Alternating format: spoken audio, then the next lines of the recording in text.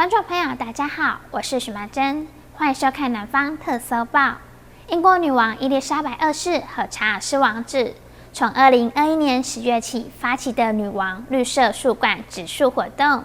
在女王过世后特别保留这项号召。市长黄伟哲与英国在台办事处代表也在台南都会公园种下台湾原生树种，期待双方友情长长久久。伊丽莎白二世，台南市长黄伟哲、英国在台办事处代表以及奇美博物馆馆长，特别在台南都会公园共同种下台湾原生树种的光蜡树。除了是纪念英国女王伊丽莎白二世，也期待台南和英国的友谊可以像光蜡树般一天天成长。台湾代表处合作，来在奇美博物馆外面来植树，或者是纪念已故英国女王伊丽莎白二世。那也回应在馆内的一个英国已故女王伊丽莎白二世的一个全身像，在馆外种树，馆内展览这个像，我们觉得其实是在拉近民间友谊，是蛮有帮助的。尤其已故英国女王伊丽莎白二世是不管在英国或在全世界都是非常服人望的，非常有人望，也非常有人气的。她的一个典范，我相信是很多全世界各国从事政治的人都是引以为圭臬、引以为模范的。我非常也是敬仰他老人家的慈祥的这个身影，但我想也希望说，我们借着这个植树以及借着头像那个全身像的展览，能够更进一步拉近台湾拉近台南跟英国的友谊，也希望更多民间的互访跟文化的交流能够进行。尤其明年是台南400年，我们希望在这个部分能够有机会跟世界的一个比较年长的民主国家英国能够更进一步做好文化交流。目前奇美博物馆和英国国家肖像艺廊所展出时代脸孔已故英国女王肖像也在当中，所以种树更凸显纪念意义，同时也象征英国和台湾的友谊长存。记者顾恩吉、何乔邦台南报道。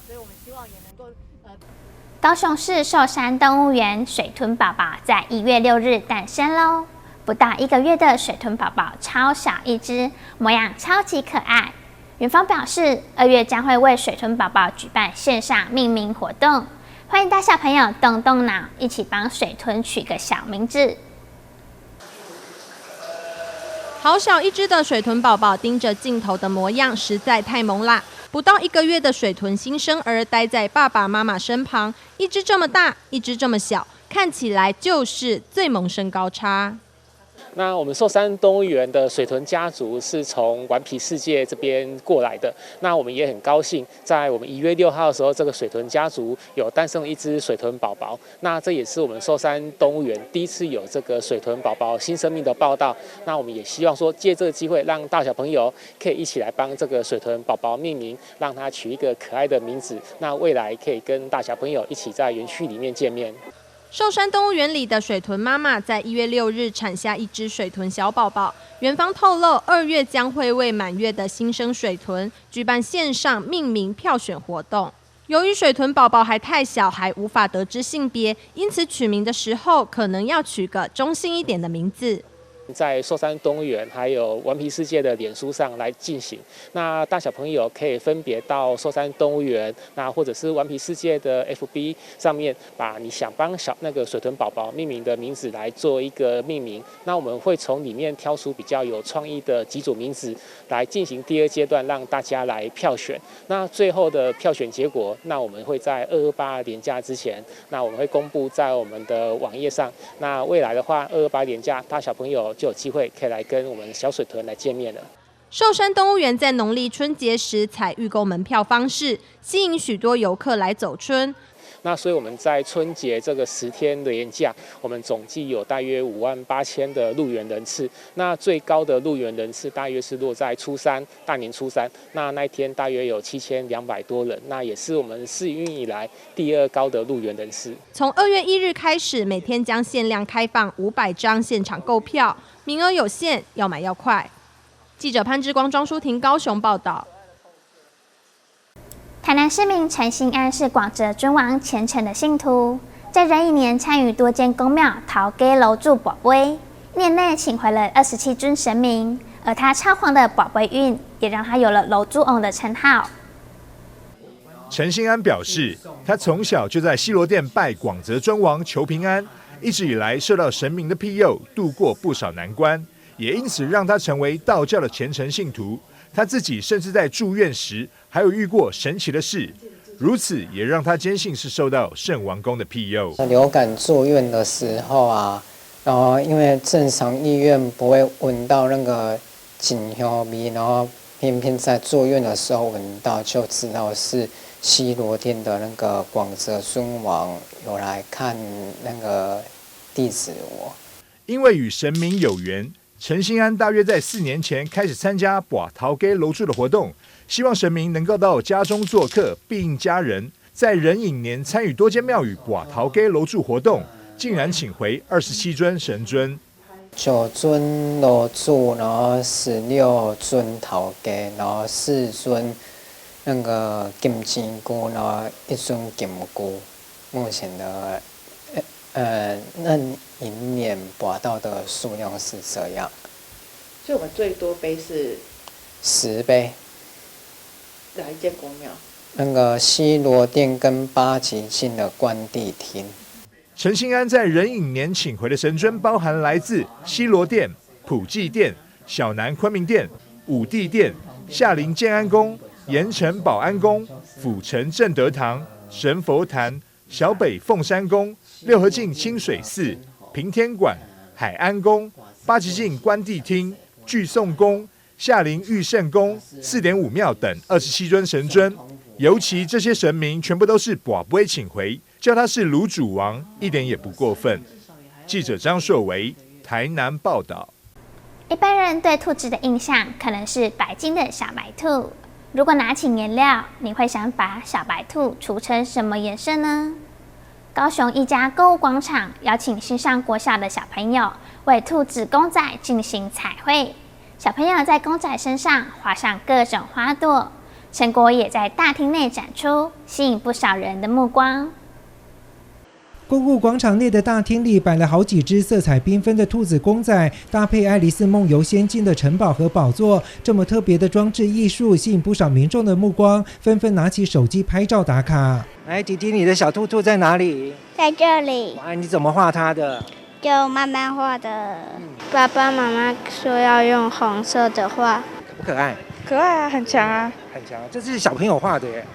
几岁啊？啊，几岁啊？小学生啊。这么强、哦？对啊。我觉得我都反不过他。很可爱。啊。如果自己可以创作成这样吗？应该不行。这一只小兔子都是新上国小的小朋友自己动手画的，除了在公仔的身上涂上颜色之外，还加了不少花朵点缀，像是头上的花圈和脖子上的花环，还有鞋子上也画了不少花朵，每一个都是小朋友的独家创作。帮他画鞋子。哦，鞋子是啊？哎，鞋子怎么画的？就看着一般的鞋子画，想说那些渐层色会比较好看一点。哦，是。那你自己觉得呢？也很好看啊。也好看哦。给自己打几分？100分。所以呢，班级的老师或者是艺术领域的老师都会协助来指导孩子。那当然，家长们也会在这过程里面提供小朋友一些的想法。那这一次的主题呢，虽然是兔子彩绘，可是呢，它结合了所谓的花卉为主题，所以我们可以看到每一个兔子上面都会有一个花卉的一个意象在里面。为了让小朋友能够顺利在立体的公仔上创作，家长还事先在家里教小朋友画平面的草图，经过修正之后才画在立体的公仔上，才知道平面和立体的画法会有不同，增加了亲子之间的互动。因为他会觉得画纸很容易啊，然后后来才发现妈妈告诉他说，在花朵上面的表现应该要怎么样的方式的时候，他才发现，真的是要听一下妈妈的意见这样。这是高雄一家购物广场邀请新上国小的小朋友进行兔子公仔的彩绘活动，在老师的指导下，小朋友尽情发挥创意。学校也非常支持这样的活动，可以加强小朋友的美感教育。特别的是，作品又能够在人潮众多的购物广场里展出。包含它的亚克力颜料也是异想天地所提供的，所以我们非常感谢，就是在这过程里面由异想天地来提供所有的素材，包含颜料方面给予学校协助。那我觉得这一种合作方式对学校的美感艺术来推动来讲的话是非常有利的。一般人对兔子的印象都是白色的，在新上国小小朋友的彩笔催画下，化身成各种花朵上升的花卉彩兔，为自己在学习艺术的过程中增添一笔光彩。记者黄冠维、赖昌邦高雄报道。好望角计划是台南市推动优雅新都大台南的子计划之一，不仅重视创新与环境改造，更重视后续的管理维护。其中，位在东门路裕丰街交叉路口旁的一棵东城神榕，更荣获台南市政府111年好望角管理维护考核公共及景观类第1名。好望角计划是台南市推动优雅新都大台南的子计划之一，推动重点不仅在创新与环境的改造，更重视后续实质的管理与维护。其中位于东门路与裕丰街口的东城神榕，更荣获台南市政府111年度好望角管理维护考核公共及景观类的第1名佳绩。伫咱东区的东门路参咱这个裕丰街口遮吼，伫东门路上吼，有一张咱100年的迄个神榕啦吼，包括东城神榕吼，张榕树吼，其实是伫东区内底真有指标性吼，也不输于我们的这个东门城吼。那以前要进到我们东门进来之前吼，大家都会先以树为地标哦。所以在东区有不同的这种榕树哈，有几棵哦，那就是代表以前的这个咱古早哈，要伫外围要进到城门来的一个方向啦哈。这张树啊，得到咱这个农业局哈，它算是一个100年神榕的这个认证哦。那我们也透过这个一度隔壁哈，有一个迄个咱的碗粿哈，卖碗粿这个头家呢真热心。这个抗地我们就跟它结合把它打造成一个街头的一个转角营造这个神榕很特别的一个氛围让大家第一个认识这个神榕以外另外一个制造一个休憩的地方。另外，位于都会丛林中的府东创意森林，东区区公所在文化部及市府文化局社区营造补助计划建置府东创意森林导览说明牌的灯箱，利用错落堆置的立体镂空透光的灯箱吸引人潮，成为民众另类打卡的新景点。记者林根台南报道。将手工皂做成兔子，不仅形状可爱，还能让小朋友爱上洗澡哦。一位手作老师就突发奇想，做出兔子形状的香皂，一个蹲着，一个跳起，有蓄势待发的意涵。另外还有昂古贵香皂，象征高升平安，驱邪避凶。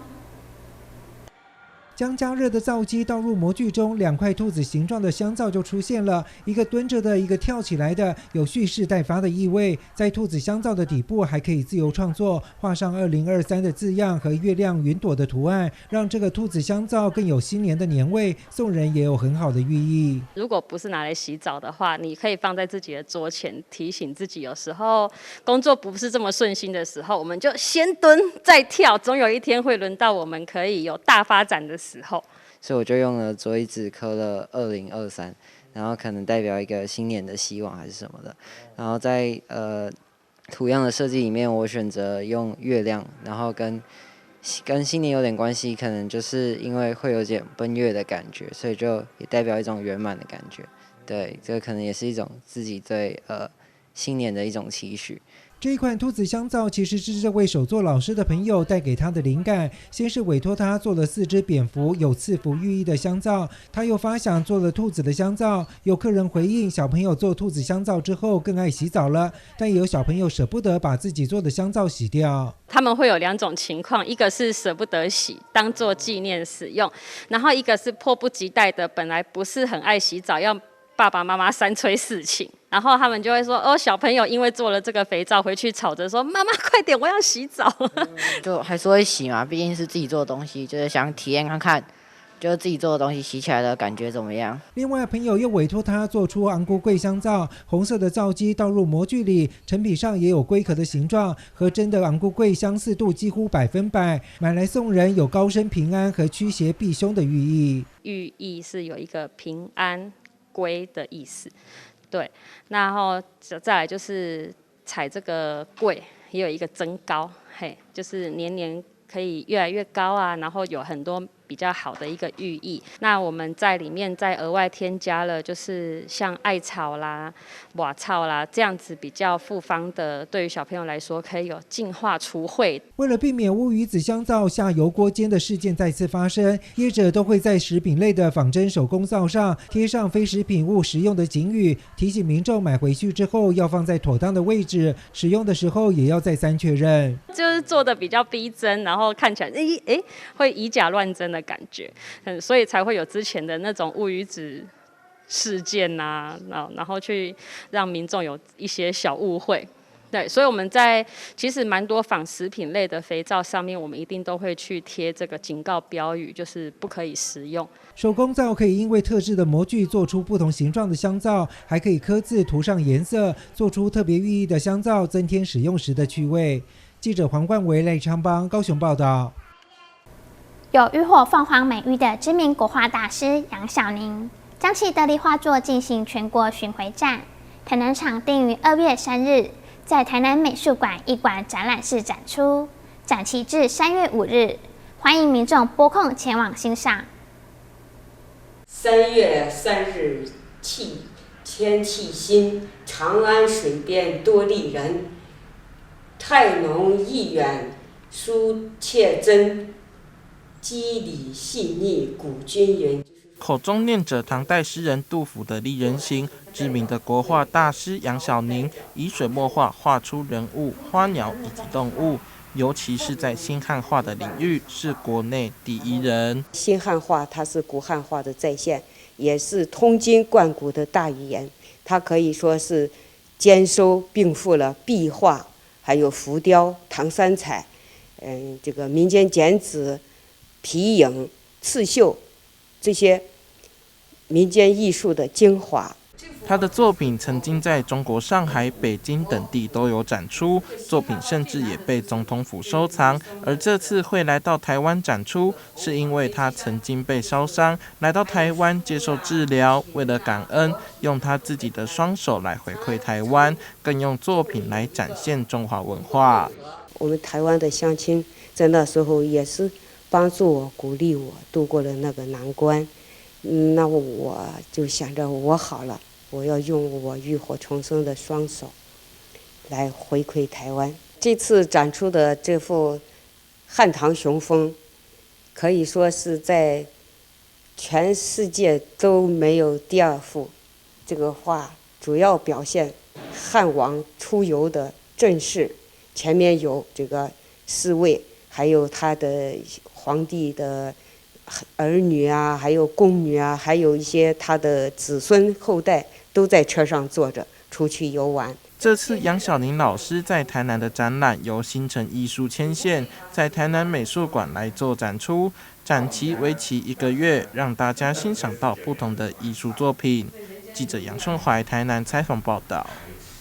高雄不止好吃好玩，夜晚更是越夜越美丽。小巷弄内有一间餐酒馆，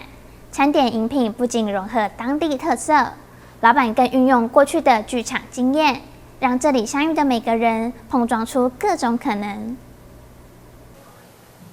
工作一整天，下班后可以怎么放松心情呢？喝点小酒，搭配美味的餐点，相信是许多人的首要之选。在高雄文化中心旁的小巷弄内，有一家特色餐酒馆，创办人营造慵懒舒服的氛围，并融合自己过去剧场的工作经历，打造让人轻松自在的空间。平常都是在供应一些美味的鸡尾酒，跟好吃的晚餐、宵夜等等。对，然后其实我们室内的风格是比较慵懒的、舒服的。那其实我们走的并不是好像要很假掰啊，好像要很打扮、光鲜亮丽来。我们是希望塑造一个就自己家的厨房的感觉。对，你可能下了班，然后有点疲惫的身躯，对，你可以来这边放松，然后自己吃一点东西，喝点小酒，对。那这边其实因为我们以前是做剧场相关的创作，那所以这个空间其实我们在之前有做过一个沉浸式的一个原创的演出，对，那其实也是有跟一些多元的表演艺术结合。对，可能有音乐的活动，或者是脱口秀的表演等等。对，可这些并不是说我们好像把它排成常态节目，而是就是缘分来了，我们这边就是非常开放的态度。